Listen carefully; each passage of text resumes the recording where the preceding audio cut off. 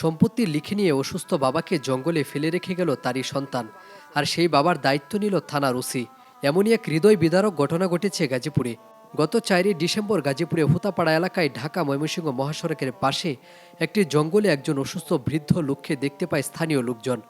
এরপর জয়দেবপুর থানার ওসি আব্দুল হালিমকে বিষয়টি অবগত করলে ওসি সাথে সাথে বৃদ্ধ লোকটিকে উদ্ধারের জন্য একটি টিম পাঠায় এবং ঘটনাস্থলে তিনি নিজে উপস্থিত হন। পরে ওসি উদ্যোগী হয়ে অসুস্থ বৃদ্ধ লোকটির চিকিৎসার জন্য গাজীপুর শহীদ তাইজুদ্দিন আহমেদ মেডিকেল কলেজ হাসপাতালে পাঠান। আমাদের থানার পশ্চিম দিকে একটি গজারি বনের ভিতরে 60 ঊর্ধ্ব একজন বৃদ্ধ অচেতন অবস্থায় পড়ে আছে। তার শরীরে মশামাছি কিলবিল করতেছে, পোকা আসছে শরীরে এবং মলমূত্র ত্যাগ করে পড়ে আছে। তার কোনো সারা শব্দ পাওয়া যাচ্ছে না। তো সংবাদ পাওয়ার পরে বিষয়টি আমি আমাদের জয়দেবপুর ইউনো মহোদয়ের সাথে বিষয়টা অবহিত করি, সমাজসেবা অফিসারের সাথে যোগাযোগ করি।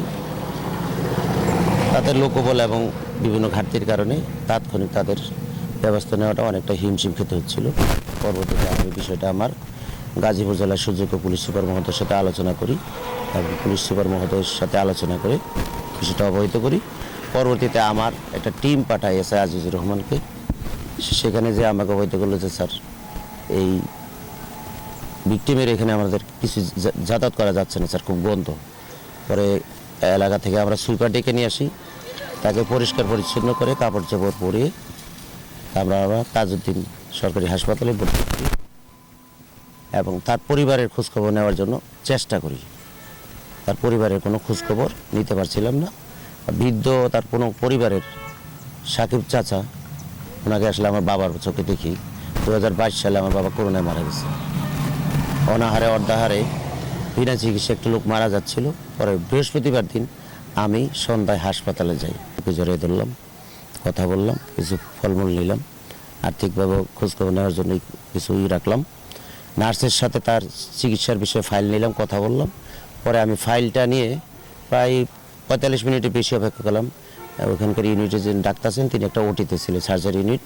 ওটি থেকে আসার পরে তার সাথে কথা বললাম, যে বললো তার প্রস্রাবের দীর্ঘদিনের একটা সমস্যা, সেটার চিকিৎসা হবে এবং তার নিউরোলজির সমস্যা আছে। কালকেও তার খোঁজখবর নিছি। জয়দেবপুর থানা সূত্রে জানা যায়, গত কয়েকদিন আগে বৃদ্ধ সাকিব আলীকে তার সন্তানেরা তাকে বৃদ্ধাশ্রমে নেওয়ার জন্য গাজীপুরে বিকে বাড়িতে নিয়ে আসে। কিন্তু বৃদ্ধ সাকিব আলীর শারীরিক অবস্থা খারাপ দেখে বৃদ্ধাশ্রম কর্তৃপক্ষ তাকে রাখতে অপারগতা প্রকাশ করে। এরপর অসুস্থ বাবাকে হুতাপাড়া এলাকায় ঢাকা ময়মনসিংহ মহাসড়কের পাশে একটি জঙ্গলে ফেলে রেখে চলে যায় তার সন্তান ও মেয়ের জামাইরা। ছেলেমেয়ের কাছে যাবেন?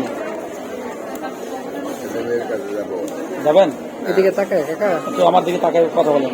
যাবেন না? কেন যাবেন না? কি হয়েছিল বলেন? বললাম আপনার সন্তান, আপনি যাবেন না কেন বলেন তো? তাদের পর অনেক রাগ, অভিমান, অনেক রাগ। হ্যাঁ,